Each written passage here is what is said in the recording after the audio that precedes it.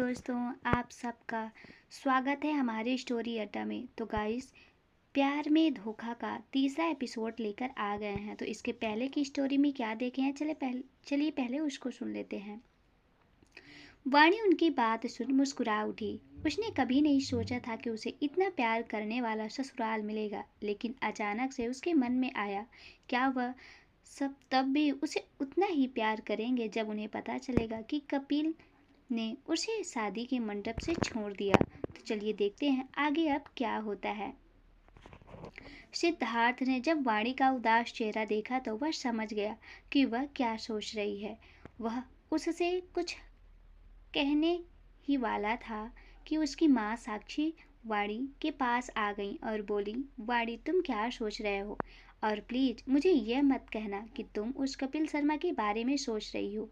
वाणी हैरान रह गई। उसने कभी नहीं सोचा था कि उसके सास उसके इस बारे में बात करेंगी। उसने अपना निचला होंठ काटा और कहा, मैं वह अपनी बात पूरी कर पाती उससे पहले ही साक्षी जी बोली, मेरी बात सुनो वाणी, कपिल जैसा लड़का कभी भी तुम्हारे लायक नहीं था। तुम एक हीरा हो जिसे पहचानने में वह लोग नाकामयाब रहे, और मैं बहुत खुश हूँ कि तुम्हारे साथ सिद्धार्थ की शादी हुई, क्योंकि तुमसे बेहतर उसे और कोई नहीं मिलेगा। तुम्हारी माँ सही कह रही हैं, ज़्यादा मत सोचो, ठीक है?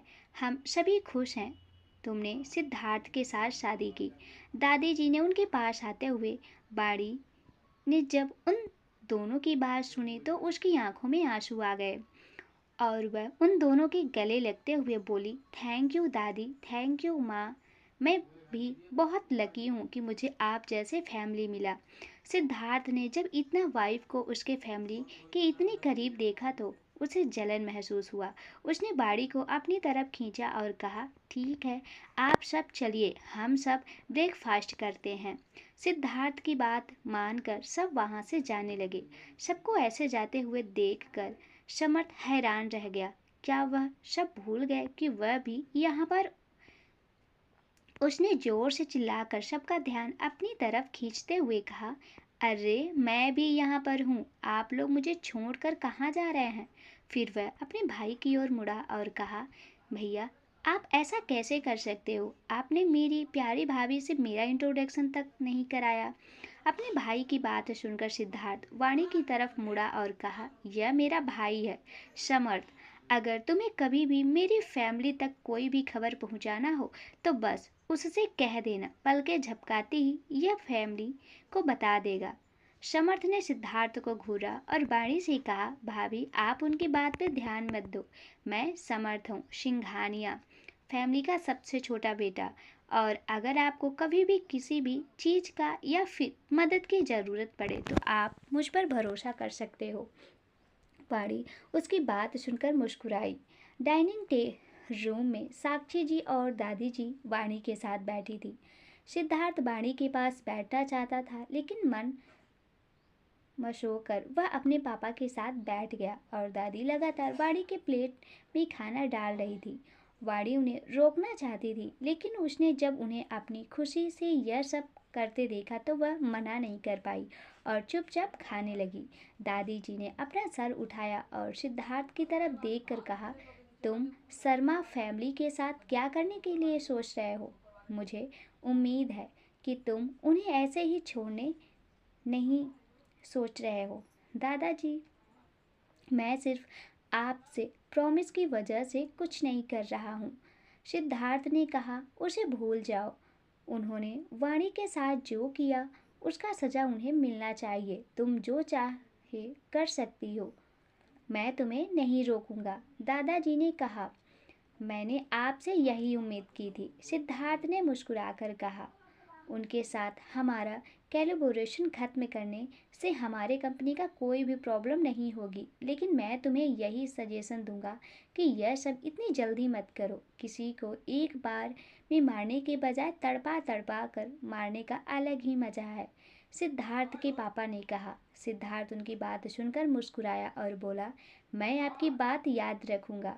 वाणी उन सब की बात सुनकर हैरान थी। वह कुछ कहना चाहती थी, लेकिन उसने बाद में इस बारे में सिद्धार्थ से बात करने की सोची। ब्रेकफास्ट के बाद सभी लोग लिविंग रूम में बैठकर चाय पी रहे थे। दादी माँ और साक्षी जी अपने साथ लाए हुए गिफ्ट आराध्य को दे रही थी। साक्षी जी ने एक बॉक्स खोला।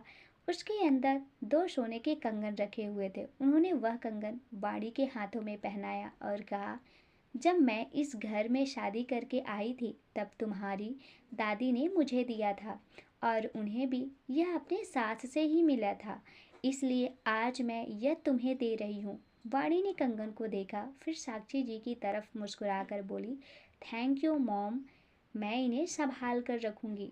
तुम दोनों कब कपूर हाउस जाने के लिए सोच रहे हो? दादी माँ ने सिद्धार्थ की तरफ देख कर पूछा। आज, सिद्धार्थ ने अपने चाय का कप टेबल पर रखते हुए कहा, यह ठीक है, तुम्हें जितनी जल्दी हो सके उन सबसे मिलना चाहिए। हम सबको एक साथ ही चलना चाहिए और उनसे मिलना चाहिए। आप क्या कहते हैं? दादी माँ ने दादाजी की तरफ देख कर कहा, जैसा तुम चाहो। दादाजी ने कहा, आप सब चले जाइए, मैं नहीं जा पाऊंगा, आज मेरा एक इम्पोर्टेंट मीटिंग है। आशुतोष जी ने मना करते हुए कहा, यह तो काफ़ी अच्छी बात है, इसी बहाने मैं नीरज से भी मिल लूँगा। साक्षी जी ने कहा। वाणी उनकी बात सुनकर हैरान हो गई और उसने बोली, मॉम, क्या आप मेरे पापा को जानते हैं? साक्षी की बात सुनकर मुस्कुराई और बोली, तुम्हारे पापा और मैं हाई स्कूल में एक दूसरे को डेट करते थे। वाणी ने जैसे ही सुना उसके मुंह से सारी चाय बाहर निकल गई। दादी माँ ने देखा तो उसे पानी पिलाया। तभी उन सबको कांच टूटने की तेज आवाज़ सुनाई दी। सभी ने उस दिशा की ओर देखा जहां आशुतोष जी बैठे थे। उन्होंने चाय का कप फर्श पर गिरा दिया था, जिसे वह टूट गया। आशुतोष जी जल्दी से उठे और बोले, आह, मैं कितना लापरवाह हूँ, मैंने अपने ऊपर चाय गिरा लिया। अब मैं इस तरह मीटिंग के लिए कैसे जा सकता हूँ? इससे अच्छा यही होगा कि मैं भी आप लोगों के साथ जाऊं। फिर उन्होंने अपना फ़ोन उठाया और कहा, मैं अभी मीटिंग कैंसिल करवा दो। आशुतोष जी के जाने के बाद साक्षी जी हंसने लगी। फिर उन्होंने कहा, वाणी, तुम जाकर तैयार हो जाओ। तो वाणी साक्षी जी की बात सुनकर अपने कमरे में चली गई। बेडरूम के अंदर जाकर वाणी इधर उधर घूम रही थी क्योंकि उसके पास पहनने के लिए कुछ भी नहीं था। सिद्धार्थ जब रूम में आया तो उसे देख कर पूछा, अब तुम परेशान क्यों हो? वाणी उसकी तरफ मासूमियत से देख कर बोली, मेरे पास पहनने के लिए कोई भी कपड़े नहीं है। उसकी बात सुनकर सिद्धार्थ वार्डरोब की तरफ गया और उसे खोल कर बोला, क्या तुमने एक बार भी इसके अंदर देखा? वाणी उसके पास आई। वह देखने लगी, वहाँ पर साड़ी, सूट और भी बहुत तरह की लड़कियों के ड्रेस रखे हुए थे और वह सब उसके साइज के ही लग रहे थे। आपने यह सब कब किया और आपको कैसा मेरा साइज पता चला? वाणी ने पूछा। सिद्धार्थ ने उसकी बातों का नज़रअंदाज कर दिया और कहा, तुम तैयार हो जाओ, मैं तुम्हारे कमरे में जाऊंगा। फिर वहाँ से चला गया। वाणी ने उसे जाते हुए देखा तो एक गहरी सांस लेकर अपने मन में बोली, यह आदमी मुझे हैरान करने का एक भी मौका नहीं छोड़ता। फिर उसने वार्डरोब से एक पिंक कलर का सूट निकाला और उसे लेकर वॉशरूम में चली गई। थोड़ी देर बाद वो तैयार होकर बाहर आई तो देखा सिद्धार्थ उसका इंतजार कर रहा है। सिद्धार्थ की नज़र जब आएगा तब मरीजों को एक बुलबुल से देखता ही रह गया। फिर उसकी कमर को अपनी तरफ खींचा और बोला, कानों बालों को कानों के पीछे करते हुए कहा, बहुत खूबसूरत लग रही हो। बाड़ी उसकी बात सुनकर शर्मा गई और बोली, नीचे सब हमारा इंतजार कर रहे हैं। फिर सिद्धार्थ ने उसे छोड़ दिया और दोनों नीचे आ गए। नीचे आकर बाड़ी ने देखा हॉल में बहुत सारे गिफ्ट रखे हुए थे जो नौकर कार में रख रहे थे। बाड़ी इतने सारे गिफ्ट को देखकर अपने मन में बोली, इन लोगों ने इतने कम समय में इतना सब कुछ कर लिया। वाणी अपने ख्यालों में खोई थी कि सिद्धार्थ उसके पास आया और बोला, डोंट माइंड, मेरी फैमिली ऐसी ही है। मैं तुम्हें उनसे मिलने के लिए कुछ टाइम देना चाहता था, लेकिन वह अपनी बात पूरी कर पाता उससे पहले ही वाणी ने उसकी बात काट कर कहा, कोई बात नहीं, वह लोग बहुत अच्छे हैं और आपसे बहुत प्यार भी करते हैं। फिर थोड़ी देर रुक कर बोली, अगर वह लोग आज नहीं आते तो मुझे कैसे पता चलता कि मैं इस घर की मालकिन हो और आपको इस घर से बाहर भी निकाल सकती हूँ। यह कहकर वह वहाँ से साक्षी जी की तरफ चली गई। वाड़ी को देखकर साक्षी जी उसके पास आई और उसकी नज़र उतारते हुए बोली, बहुत खूबसूरत लग रही हो, तुम्हें किसी की नज़र न लगे। थैंक यू माँ, वाणी ने कहा। ठीक है, अब चलो, कार तैयार है। मैं, सिद्धार्थ, तुम और सिद्धार्थ के पापा एक कार में जाएंगे और दूसरे में माँ, पापा और सिद्धार्थ समर्थ। वाणी ने सिर हिलाया, लेकिन वह बहुत घबराई हुई थी। उसे समझ नहीं आ रहा था कि वह कैसे अपने पापा का सामना करेगी। अब तक वो उसकी और कपिल की शादी कैंसिल हो गई, यह खबर चारों तरफ फैल गई होगी। यह सब सोचकर वह बहुत परेशान थी। साक्षी जी ने वाणी की घबराहट देखी तो बोली, मुझे पता है कि तुम अपने पापा के रिएक्शन के बारे में सोच रही हो। टेंशन मत लो, मैं तुम्हारे पापा को संभाल लूँगी और मुझे यकीन है कि वह मेरी बात जरूर सुनेंगे। पास ही खड़े आशुतोष जी ने जब यह सुना तो उन्होंने खांसने का नाटक किया। वह सच में नीरज जी को बहुत पसंद नहीं करते थे। कौन सा आदमी उस इंसान को पसंद करेगा जो कभी उसकी पत्नी का एक्स बॉयफ्रेंड हो? कोई नहीं करेगा। वह कभी भी नहीं चाहते थे कि साक्षी जी उनके साथ कोई भी संबंध रखें, लेकिन अब सब कुछ बदल चुका था। नीरज जी उनके समधी थे, इसलिए दोनों का कभी कभी आपस में मिलना तय था। यह सब सोचकर उन्हें अच्छा नहीं लग रहा था। 3 आलीशान कार कपूर हाउस से बाहर आकर रुकी। वाणी अपनी परेशान भरी निगाहों से सिद्धार्थ की तरफ देखने लगी। उसकी निगाहों को भागते हुए सिद्धार्थ के हाथों पर अपना हाथ रखा और कहा, डरो मत, तुम पहले अंदर जाके उन्हें सब समझाओगे। हम सब तुम्हारा बाहर इंतजार कर रहे हैं और जो भी हो मैं हमेशा तुम्हारे साथ खड़ा रहूंगा। वाणी उसकी बात सुनकर मुस्कुराई और कार से नीचे उतरकर हवेली के अंदर जाने लगी। वाणी जैसे ही कपूर मिंसन के अंदर गई, एक अधेड़ उम्र की औरत ने उसे देखकर कहा, वाणी दीदी। वाणी ने उसकी तरफ देखा और पूछा, शीला दी, पापा कहाँ हैं? कल से सर आपके लिए बहुत ज़्यादा परेशान थे और वह अब अपने रूम में रेस्ट कर रहे हैं, शीला ने जवाब दिया। उनकी बात सुनकर वाणी ऊपर जाने के लिए मुड़ी, तभी शीला ने कहा, कल से सर ने कुछ खाया नहीं और आपके साथ जो भी हुआ, वाणी जानती थी कि शीला किस बारे में बात कर रही है। कल के बारे में अचानक सोचते ही उसका पूरा शरीर सुन्न हो गया। उसने अपना आप को शांत करने की कोशिश की और कहा, आप खाना ऊपर ले आइए, मैं उन्हें खिला दूंगी। फिर वह 1 सेकंड के लिए रुकी और बोली, और कुणाल के बारे में कोई खबर है? शीला ने अपना सर हिलाया और कहा, वह कल वापस आ रहे हैं। वाणी को खुशी हुई जब उसने सुना कि उसका छोटा भाई कुणाल वापस आ रहा है। वह उसकी शादी में नहीं आया क्योंकि वह शुरू से ही कपिल और वाणी के शादी के खिलाफ था। कुणाल ने हमेशा कहा कि कपिल एक अच्छा इंसान नहीं है, लेकिन वाणी ने कभी उसकी नहीं सुनी।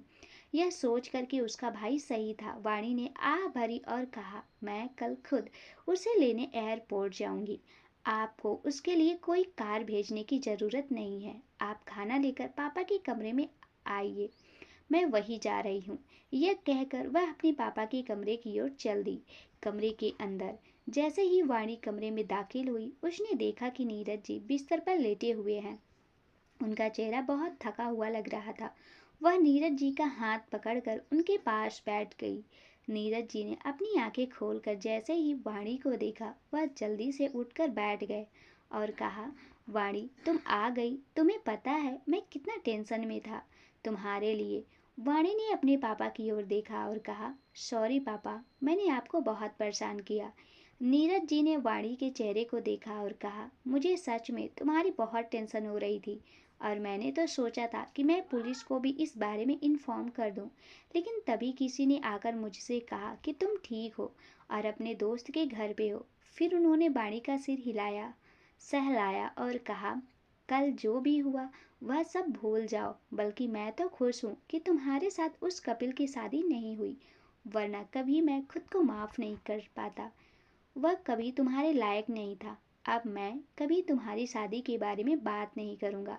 शादी शब्द सुनकर वाणी के दिल में एक हलचल पैदा हो गई।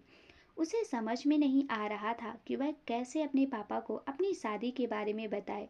वाणी अपने ख्यालों से बाहर आई और बोली, पापा मैं। वह अपनी बात पूरी कर पाती उससे पहले ही नीरज जी ने कहा, मुझे पता है कि तुम क्या कहना चाहती हो, लेकिन चिंता मत करो, मैं कोई ना कोई रास्ता निकाल लूँगा। तुम हमारे बिजनेस के बारे में मत सोचो। पैसा हमेशा कमाया जा सकता है, लेकिन स्वाभिमान एक ऐसी चीज है जो एक बार खो जाने के बाद नहीं कमाया जा सकता। वाणी कुछ कहने ही वाली थी कि दरवाजे पे दस्तक हुई। उसने देखा शीला खाना लेकर दरवाजे पे खड़ी हुई। उसने उसे अंदर आने को कहा। शीला के अंदर आने के बाद वाणी ने उसके हाथों से खाने की प्लेट ली और नीरज जी के सामने रखकर कहा, कितनी बार आपको मुझे कहना पड़ेगा कि आप अपना खाना टाइम से खाया करो। उसकी बात सुनकर नीरज जी ने उसके बालों को सहलाया और फिर खाने की प्लेट लेकर उनका खाना खत्म होने के बाद वाणी ने कहा, पापा मुझे आपको कुछ बताना है। नीरज जी ने उसकी ओर देखा और उसे अपनी बात जारी रखने का इशारा किया। वाणी ने एक गहरी सांस ली और कहा, पापा मैंने शादी की है। नीरज जी को लगा जैसे उन्होंने कुछ गलत सुन लिया, इसलिए उन्होंने पूछा, तुमने क्या कहा? वाणी ने अपना सर नीचे किया और धीरे से बोली, मैंने यह कहा कि मैंने शादी कर ली है।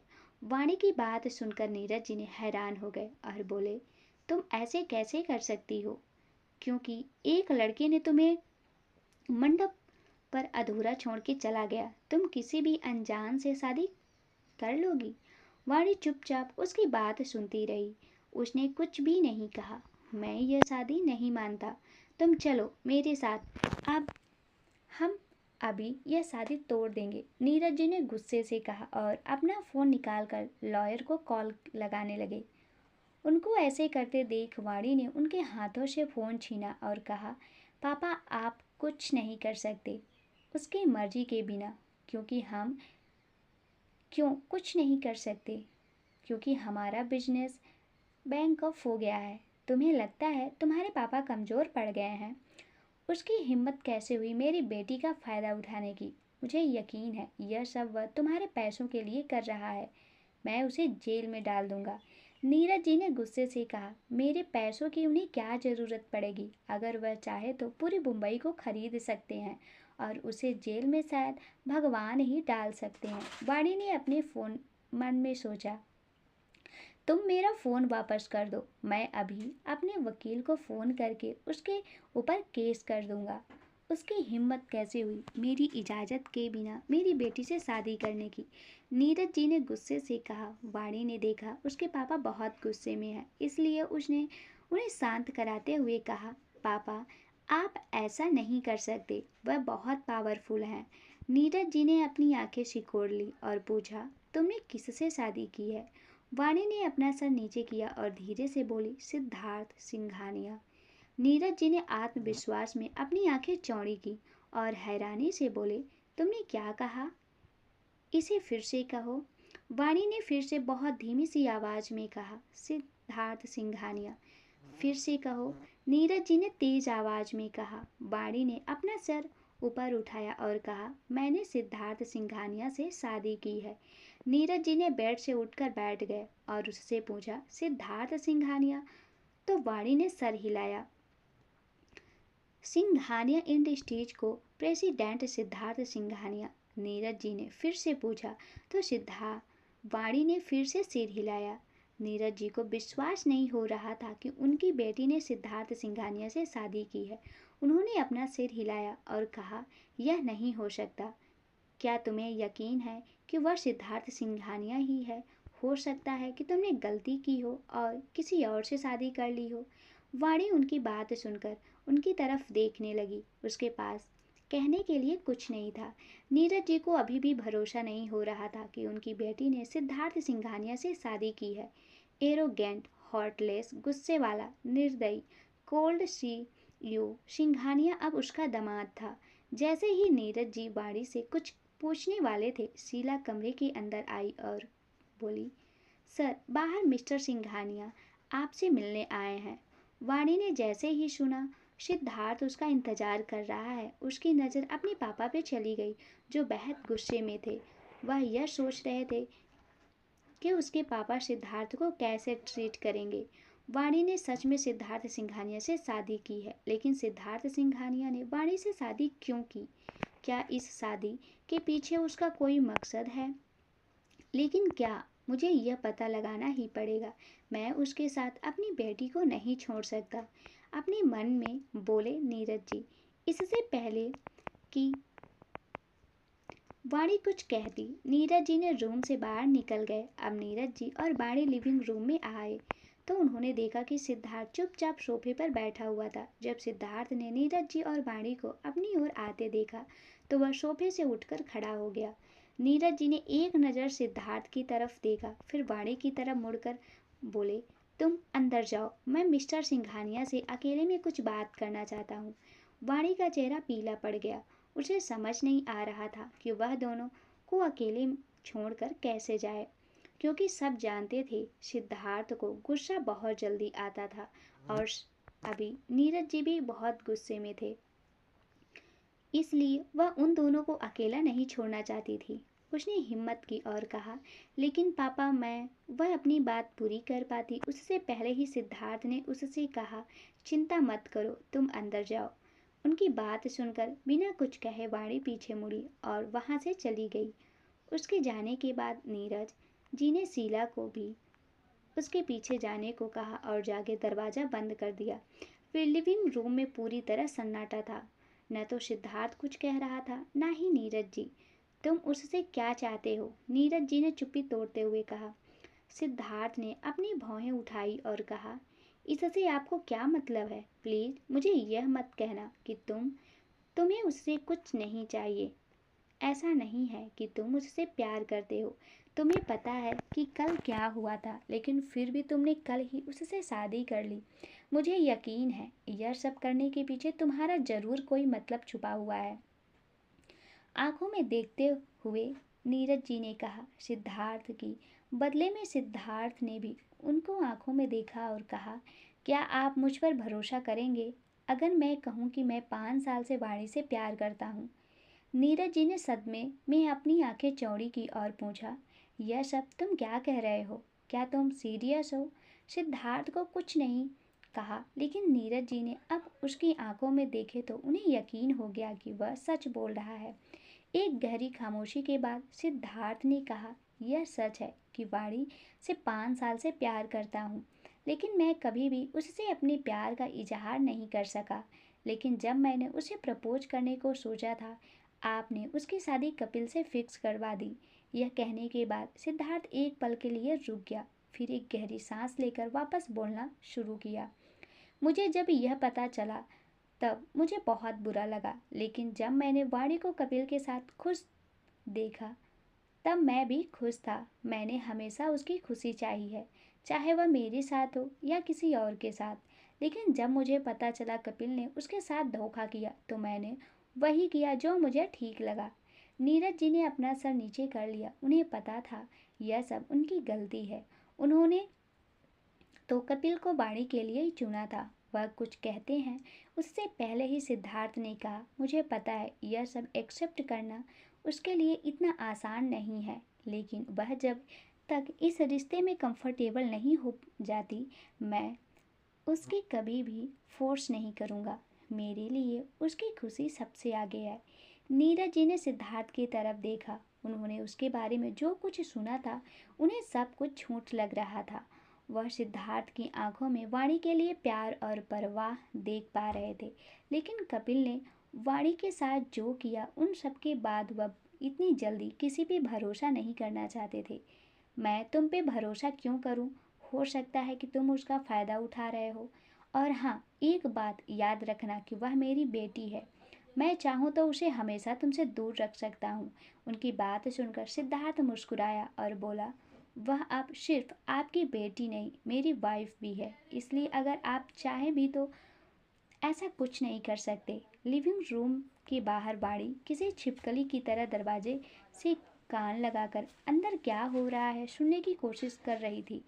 वाणी दीदी शीला ने कुछ कहना चाहा, लेकिन वाणी ने उन्हें चुप रहने का इशारा किया और वापस दरवाजे से अपना कान लगा लिया। लेकिन वह कुछ भी सुन नहीं पा रही थी। शीला ने उसे ऐसा करते देख कहा, आपको ऐसा नहीं करना चाहिए। उनकी बात खत्म होने के बाद वह आपको ज़रूर बुलाएंगे। आप पेशेंस रखिए। पेशेंस? शीला दी, आप पेशेंस की बात कर रहे हो? बाहर जो लोग बात कर रहे हैं वह सिद्धार्थ और मेरे पापा हैं। क्या होगा अगर वह दोनों बात करते करते लड़ने लग जाएं? और अगर पापा ने गुस्से में आकर सिद्धार्थ को मार दिया तो क्या होगा? बेचैनी से कहा। वाणी ने सर, बहुत समझदार और सुलझे हुए इंसान हैं। वह कुछ भी बिना सोचे समझे नहीं करेंगे। आप चिंता मत कीजिए। शीला एक पानी का गिलास वाणी की तरफ बढ़ाते हुए बोली। वाणी ने उनके हाथों से पानी का गिलास ले लिया और एक सांस में सारा पानी पी गई। इधर लिविंग रूम के अंदर एकदम शांति थी। सिद्धार्थ और नीरज जी आमने सामने बैठ एक दूसरे को ही देख रहे थे। कोई उनके चेहरे को देखकर यह नहीं कह सकता था कि उनके दिमाग में क्या चल रहा है। कुछ देर की खामोशी के बाद नीरज जी ने कहा, तुम्हें क्या लगता है कि तुम मेरी बेटी को यहाँ से ले जाओगे, वह भी मेरे परमिशन के बिना? उनकी बात सुनकर सिद्धार्थ ने कहा, पहली बात तो यह हम दोनों की शादी आपकी परमिशन के बिना हुई थी और वह अब मेरी पत्नी है। मैं उसे अपने घर ले जा सकता हूँ, इसलिए मुझे आपकी परमिशन की कोई ज़रूरत नहीं है। फिर वो थोड़ा रुक कर बोले, और अगर आपको यह लगता है कि मैं आपकी बेटी का फ़ायदा उठा रहा हूँ तो मैं सारी ज़िंदगी उसका फ़ायदा उठाना चाहूँगा। सिद्धार्थ की बात सुनकर नीरज जी मुस्कुराए और बोले, टू बी ऑनेस्ट, जब मेरी बेटी ने मुझसे कहा कि तुम उसके पति, तो मुझे यह सुनकर बहुत ज़्यादा गुस्सा आया था, क्योंकि सभी तुम्हें एक हार्टलेस पर्सन के रूप में जानते हैं। लेकिन मुझे तुमसे मिलकर यह समझ आया कि तुम वैसे नहीं हो। मुझे उम्मीद है तुम सच में मेरी बेटी को खुश रख पाओगे। सिद्धार्थ के होंठ ऊपर की ओर मुड़ गए और उसने कहा, मेरे लिए उसकी खुशी सबसे आगे है। मैं उसे अपनी जान से भी ज़्यादा प्यार करता हूँ और मैं उसके लिए कुछ भी कर सकता हूँ। यह सब सुनकर नीरज जी को राहत मिली। उन्हें अब यकीन हो गया था कि सिद्धार्थ वाणी को सच में खुश रख पाएगा। लेकिन मैं तुम्हें वार्निंग देता हूँ, अगर तुमने कभी भी मेरी बेटी को हर्ट किया, वह दिन तुम्हारा आखिरी दिन होगा। नीरज जी ने सिद्धार्थ की आंखों में देखकर कहा, आप टेंशन मत लीजिए मिस्टर ओबराय, आपकी बेटी का मैं पूरा ख्याल रखूंगा। सिद्धार्थ ने हंसते हुए कहा। उसकी बात सुनकर नीरज जी ने अपना सिर हिलाया और कहा, क्योंकि अब मैंने तुम्हें अपना दामाद मान लिया है तो तुम मुझे अब से पापा कहकर बुलाओगे। सिद्धार्थ उनकी बात सुनकर मुस्कुराया और कुछ कहने वाला था कि लिविंग रूम में एक मीठी सी आवाज़ गूंजी, आ, यह देखो, वहाँ हम कार में के अंदर इंतजार कर रहे हैं और यहाँ आप दोनों एक दूसरे से बात कर रहे हैं। साक्षी के अंदर आते ही बोली। नीरज जी ने आवाज़ की ओर देखा। एक जाना पहचाना चेहरा देखते हुए उनकी आंखें नम हो गई, लेकिन उन्होंने अपने चेहरे पर एक मुस्कान लाते हुए साक्षी जी के पास जाकर बोले, साक्षी। साक्षी जी ने भी मुस्कुराते हुए कहा, नीरज, तुम्हें फिर से देखकर अच्छा लगा। नीरज जी कुछ कहने ही वाले थे कि उन्होंने एक लंबे आदमी को उनकी ओर आते देखा। फिर उन्होंने साक्षी जी की कमर के चारों तरफ अपना हाथ लपेट लिया और कहा, मिस्टर कपूर, आपसे मिलकर अच्छा लगा। मैं साक्षी का हस्बैंड हूँ। नीरज जी ने अपने सामने खड़े इंसान को देखा। इंडिया के हर कोई जानता था कि वह कौन है। आशुतोष सिंघानिया वर्ल्ड के टॉप बिजनेसमैन में से एक, इसलिए सिद्धार्थ भी अपने पापा की तरह एक सक्सेसफुल बिजनेसमैन था। नीरज जी ने अपने मन में सोचा। अपने पति को नज़रअंदाज करते हुए साक्षी जी ने नीरज जी से फिर से मुस्कुराते हुए कहा, तुम बिल्कुल भी नहीं बदले हो, तुम अब भी वैसे ही दिखते हो। नीरज जी ने उनकी बात सुनकर हंसते हुए बोले, मैं अब बूढ़ा हो गया हूँ, पर तुम खुद को देखो, तुम अभी भी उतनी ही खूबसूरत हो। अपनी तारीफ सुनकर साक्षी जी शर्मा गईं। देखो, तुम्हें अभी भी अपनी तारीफ पर ऐसे ही शर्माती हो। कुछ आदतें कभी नहीं बदलती। नीरज जी मुस्कुराते हुए बोले। आशुतोष जी ने जब उन्होंने ऐसे बात करते हुए देखा तो एक हंसने का नाटक किया। उन्होंने अपनी आंखें सिकोड़ ली और नीरज जी की ओर देखा, जो उनकी पत्नी से ऐसे बात कर रहा था जैसे ही वह वहां बिल्कुल भी मौजूद न हो। इससे पहले कि वह कुछ कह पाते, उससे पहले ही साक्षी जी बोली, भगवान ने हमारे लिए कुछ अलग प्लान किया था, इसलिए हम दोनों अलग हो गए थे। और देखो, अब मैं तुम्हारी समधिन हूँ। मैं अपनी बेटी के लिए बहुत खुश हूँ। उसे तुम्हारे जैसा एक सास मिली और सिद्धार्थ जैसा पति, जो सारी जिंदगी उसका ख्याल रखेगा। नीरज जी मुस्कुराकर कहा। उनकी बात पर साक्षी जी ने उनके कंधे पे हाथ रखा और कहा, अब सुबह मेरी भी बेटी है और मैं कभी भी नहीं चाहूँगी कि वह दुखी रहे। दूर खड़ा सिद्धार्थ जब अपनी डैड की फेसलेस एक्सप्रेशन देखा तो उसकी हंसी आ गई। उसको पता था कि आशुतोष जी साक्षी जी को लेकर पजेसिव थे, इसलिए उसने अपने डैड को टीज करते हुए कहा, डैड, क्यों ना हम मॉम और पापा को अकेले में कुछ बात करने दें। आखिरकार इतने सालों बाद वह मिले, उसकी उन्हें कोई ज़रूरत नहीं है। आशुतोष जी ने घूरते हुए धीरे से कहा, सिद्धार्थ सही कह रहा है। आप बाहर से मम्मी जी और पापा को ले आइए, तब तक हम दोनों बात कर लेंगे। साक्षी जी ने कहा तो आशुतोष जी ने मन मशोर कर वहाँ से चले गए। तो गाइस, इस स्टोरी के आगे क्या होगा ये जानने के लिए जुड़े रहिए हमारे साथ। तो प्लीज़ गाइस, इस स्टोरी को आप लोग सुनने में प्यार दिखाते हैं, उतने ही कमेंट लाइक्स करने में और साथ ही साथ चैनल को सब्सक्राइब भी करने में प्यार दिखाइए। थैंक यू दोस्तों।